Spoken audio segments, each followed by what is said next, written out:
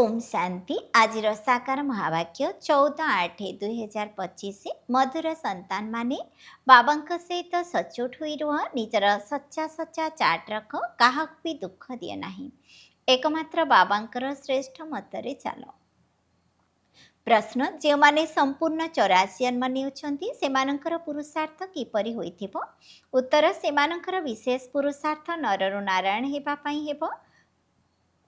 ନିଜର କର୍ମେନ୍ଦ୍ରିୟ ଉପରେ ସେମାନଙ୍କର ପୂର୍ଣ୍ଣ ନିୟନ୍ତ୍ରଣ ରହିବ। ସେମାନଙ୍କର ଦୃଷ୍ଟି ବିକାରଯୁକ୍ତ ହୋଇନଥିବ।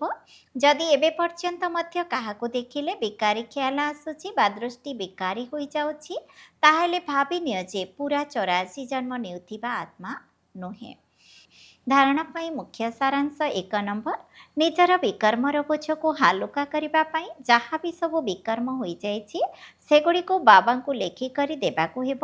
ଏବେ କାହାକୁ ବି ଦୁଃଖ ଦେବା ଅନୁଚିତ, ସୁପୁତ୍ର ହୋଇ ରହିବାକୁ ହେବ। 2 ନମ୍ବର ନିଜର ଦୃଷ୍ଟିକୁ ବହୁତ ପବିତ୍ର କରିବାକୁ ହେବ। ଆଖି ଧୋକା ନ ଦେଉ ଏଥିପ୍ରତି ଧ୍ୟାନ ଦେବାକୁ ହେବ। ନିଜର ବ୍ୟବହାରକୁ ବହୁତ ଶାଳୀନତାପୂର୍ଣ୍ଣ ରଖିବାକୁ ପଡ଼ିବ। କାମକ୍ରୋଧର ବଶୀଭୂତ ହୋଇ କୌଣସି ପାପ କରିବାର ନାହିଁ। ବରଦାନ ଲକ୍ଷ୍ୟ ଏବଂ ଲକ୍ଷ୍ୟସ୍ଥଳକୁ ସର୍ବଦା ସ୍ମୃତିରେ ରଖି ତୀବ୍ର ପୁରୁଷାର୍ଥ କରୁଥିବା ସଦା ପବିତ୍ର ଏବଂ ସଦା ସୁଖୀ ହୁଅ। ବ୍ରାହ୍ମଣ ଜୀବନର ଲକ୍ଷ୍ୟ ହେଲା କୌଣସି ବିନାଶୀ ଆଧାର ବିନା ସର୍ବଦା ଆନ୍ତରିକ ଖୁସିରେ ରହିବା। ଯେତେବେଳେ ଏହି ଲକ୍ଷ୍ୟକୁ ପରିବର୍ତ୍ତନ କରି ବିନାଶୀ ପ୍ରାପ୍ତିଗୁଡ଼ିକର ଛୋଟ ଛୋଟ ଗଳି ରାସ୍ତାରେ ଯାଇ ବାଟବଣା ହୋଇଯାଉଛ ସେତେବେଳେ ନିଜର ପ୍ରକୃତ ଲକ୍ଷ୍ୟସ୍ଥଳ ଠାରୁ ଦୂରେଇ ଯାଉଛ। ସେଥିପାଇଁ ଯାହା ବି ହୋଇଯାଉ ବିନାଶୀ ପ୍ରାପ୍ତିଗୁଡ଼ିକ ତ୍ୟାଗ ପଛକେ କରିବାକୁ ପଡ଼ୁ ତେବେ ତାକୁ ଛାଡ଼ିଦିଅ, କିନ୍ତୁ ଅବିନାଶୀ ଖୁସିକୁ କେବେ ବି ଛାଡ଼ ନାହିଁ। ହୋଲି ଅର୍ଥାତ୍ ପବିତ୍ର ଏବଂ ହାପି ଅର୍ଥାତ୍ ଖୁସିରେ ରହିବାର ବରଦାନକୁ ସ୍ମୃତିରେ ରଖି ତୀବ୍ର ପୁରୁଷାର୍ଥ ଦ୍ୱାରା ଅବିନାଶୀ ପ୍ରାପ୍ତି କରିଚାଲ। ସ୍ଲୋଗାନ ଗୁଣମୂରତ ହୋଇ ସମସ୍ତଙ୍କୁ ଗୁଣର ଦାନ ଦେଇ ଚାଲ, ଏହା ହିଁ ସବୁ ବଡ଼ ସେବା।